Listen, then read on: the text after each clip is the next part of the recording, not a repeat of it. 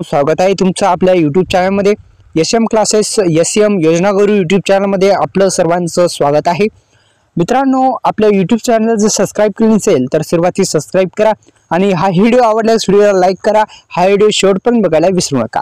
तर एकंदरीत राज्य सरकारकडून राबवली जाणारी नमो शेतकरी महासन्मान निधी योजनेच्या हप्त्यासंदर्भात सविस्तर माहिती जाणून घेणार आहोत। हा हप्ता 2000 रुपयाचा येणार का 3000 रुपयाचा, सविस्तर माहिती जाणून घेऊ। तत्पूर्वी यूट्यूब चॅनलला सबस्क्राईब केल्याच्या नंतर व्हिडिओला लाईक करायला विसरू नका।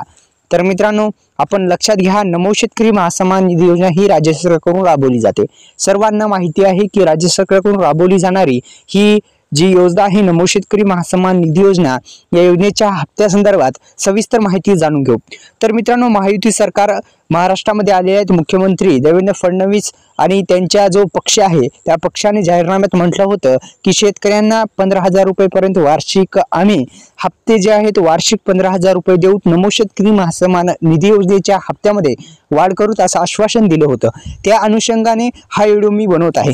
मित्रांनो, लक्षात घ्या, जर हिवाळी अधिवेशनामध्ये जर हा 15,000 रुपये वार्षिक देण्याचा जर नमो शेतकरी महासन्मान निधी योजनेचा जर जो निर्णय आहे तो मंजूर झाला तर नक्कीच शेतकऱ्यांच्या खात्यामध्ये जो नमो शेतकरी महासन्मान निधी योजनेचा हप्ता आहे तो एकंदरीत मित्रांनो किती हजार रुपयाचा येणार, तर ती नक्कीच 3000 रुपयाचा येऊ शकतो।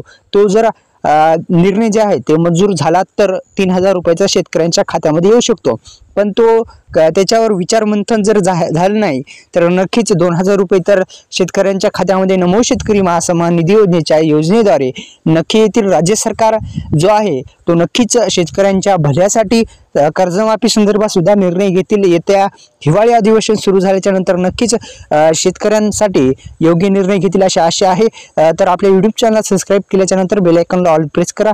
तसेच बेल आयकॉनला ऑल प्रेस केल्याच्या नंतर आपल्या या व्हिडिओला लाईक करायला विसरू नका। धन्यवाद।